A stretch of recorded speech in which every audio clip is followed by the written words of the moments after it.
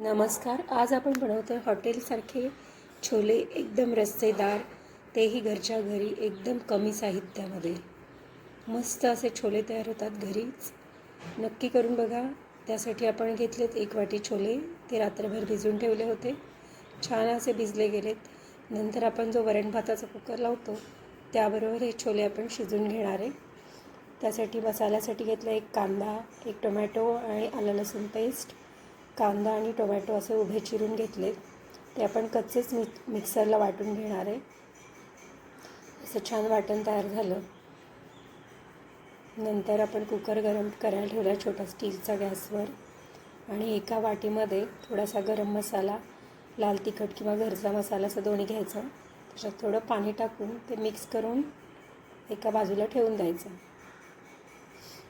असं मिक्स करून घ्यायचं आहे. ही पण एक टीप आहे, कारण याच्यामुळे मसाले करपत नाहीत. आता कुकरमध्ये 1 छोटा चमचा तेल टाकायचे. छोले ते पण आपण कमी तेलात करतो. त्याच्यातच आलं लसूण पेस्ट टाकायची. ती छान परतून घ्यायची आणि त्याच्यात जे वाटण तयार केलं होतं कांदा टोमॅटोचं ते टाकायचं. वाटण टाकलं की लगेच जो आपण वाटीत मसाला केला तो पण टाकून घ्यायचा.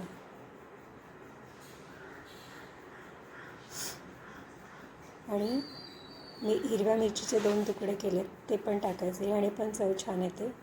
आणि छान असा मसाला परतून घ्यायचा आपल्याला. मध्ये मध्ये कोरडं वाटलं तर जे मसाल्याचं पाणी आहे ते थोडं थोडं घालत राहायचं. आता आपण असे थोडेसे छोले घेतलेत आणि ते स्मॅश करून ठेवलेले आहेत. आणि मसाला एकीकडे आपण परततो. छान असा मसाला परतला गेला आहे. त्याला तेल सुटलं आहे, बघू शकता तुम्ही. आणि थोडीशी आपण चिमूटभर हळद घालून घेणार आहे याच्यामध्ये. जास्त नाही घालायची आपल्याला, अगदी थोडीशी हळद घालायची.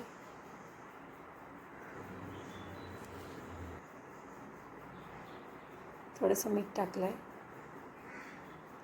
आणि हे जे छोले आपण स्मॅश करून ठेवले होते त्याच्यात पाणी घालून ते आपण ह्या मसाल्यामध्ये टाकणार आहे. याच्यामुळे काय होतं माहिती आहे का, ग्रेव्ही दाटसर व्हायला खूप मदत होते. छान अशी दाटसर ग्रेव्ही तयार होते. ही पण एक टीप आहे तुमच्यासाठी. आणि जेवढं आपल्याला पातळ किंवा घट्ट करायचं आहे त्याप्रमाणे पाणी घालायचं छोलेमध्ये.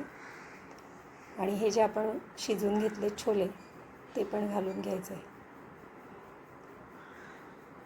आणि मीठ टाकून घ्यायचं.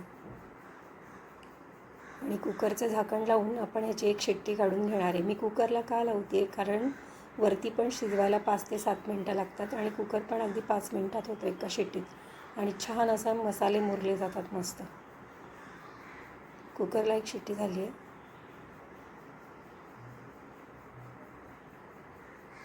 आता आपण कुकर गार व्हायची वाट बघतो आहे. कुकर गार झालेला आहे, बघू शकता तुम्ही. छान असे गरमागरम छोले तयार आहेत. आपण ते एका बाउलमध्ये काढून घेतो आहे. कलर पण किती सुंदर आलेला आहे. हॉटेलसारखे छोले तयार होतात, तेही एकदम कमी साहित्यामध्ये.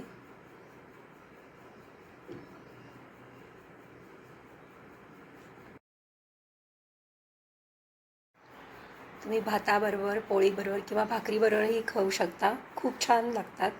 नक्की करून बघा. ही रेसिपी आवडली तर लाईक करा, सबस्क्राईब करा व कमेंट करा. थँक्यू.